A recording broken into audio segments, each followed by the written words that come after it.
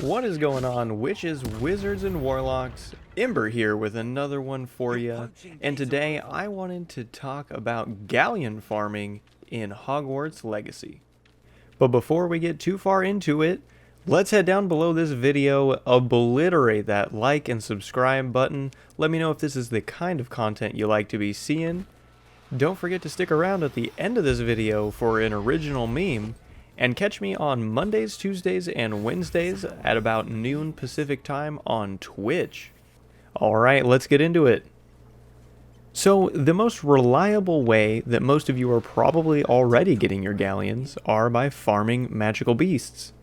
As you can see here, I'm currently farming Jabbernals, and finding a nice little area where you can hop between multiple beast den locations is probably ideal for what you'll be trying to do. Each beast, no matter the species, no matter if it's a quote-unquote shiny, is going to net you 120 galleons. Now that's not necessarily a lot all by themselves if you're selling individual beasts. However, like I said, if you are farming a certain area where you know 3 or 4 beast dens are, and they're fairly easy, like Puffskeins, Nifflers, and Jabbernals, for instance, that will be a much more efficient and lucrative route for you. And here I am comparing the regular and shiny versions of a beast, and you can see it's 120 galleons a piece. And one of the best ways to get a large amount of galleons right away in the early game is by farming the Disillusionment Chests. Each of these chests will net you 500 galleons a piece. They can be looted only one time, and you will need the invisibility charm to be able to open them. You'll need to use your invisibility charm, and then you're allowed to sneak up to the chest and open it. And a nice easy route in the beginning of the game for you is in Hogsmeade. You can pretty much go all the way around Hogsmeade. You'll see here in the background gameplay. And I get around 9 of these chests in total, just walking in and out around Hogsmeade. Just make a quick perimeter loop and then once through the center, and you'll pretty much be able, with just the basic Revelio spell, see all of the chests available to you. And while you're out, you may as well keep your eyes open for other kinds of chests that are around. If you have any of the Alohomora charms unlocked, level 1, 2, or 3 in Hogsmeade, those are also great ways for you to get a little bit of extra loot while you're out. Oftentimes, this loot may not be as good or usable at all for you in the moment, and so you can go ahead and sell it. A lot of the pieces of gear that you can get will sell from between 90 up to 200 galleons a piece.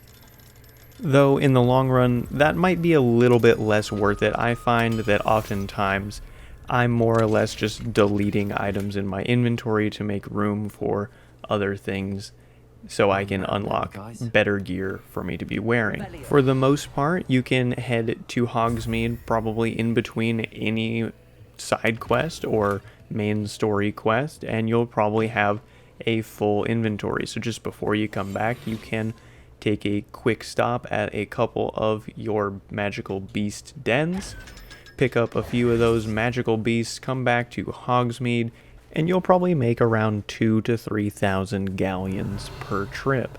While you're out, it's always important to keep an eye out for little side dens or dungeons you can run into. Oftentimes, there's a quick little puzzle or mechanic to solve to get into that dungeon. Once you're then inside the dungeon, there's usually a second puzzle to solve, but there's always multiple things to loot in there. Main story quests also have a plethora of side options to grab chests and other loot, so I definitely wouldn't make a habit of passing up those opportunities. Besides the benefit of galleons, when you open chests like this, it allows you to get things for your armor so that you can deal more damage with, let's say, curses or other spells like Bombarda. And remember, if you get the gear slots are full notification, always go through and prioritize deleting things that are green or of blue rarities. These items sell for less than their purple and gold counterparts, oftentimes significantly less. Remember, while you are out exploring Hogwarts or other hamlets, keep your eyes peeled for those Disillusionment Chests. Since they do give you 500 galleons, it's quite worth it to just take a quick swing over to wherever you see them while you're exploring the castle. I found these in areas off the beaten path in the castle, and that usually leads me by at least a few other chests where I can grab some other loot or galleons from as well. Now, while we're out gathering magical beasts with our knapsacks, let's keep in mind that we want to be gathering beasts that are easier to catch. For instance, I would probably steer clear of trying to farm hippogriffs and thestrals, since they only sell for the same amount of galleons as, let's say, a niffler. And I usually find the most success in the routes that I run in the Forbidden Forest to the northwest of Hogwarts. You can make a pretty easy loop with all sorts of different beast dens. So while you're out exploring, keep an eye out for dens that look like they're close together and have beasts that are simple to catch. Anyway, thank you all for watching this video. Let me know in the comment section below what your favorite route to run for magical beast dens are. And let me know how many galleons those runs are netting you. I'm always interested to see how efficiently we can be grabbing that gold. I have been having a fantastic time gathering up all the beasts, selling off what I can, and gathering those shinies. I don't know if you all noticed in the very beginning of the video here, but the first beast I did catch was a shiny silver Jabbernull.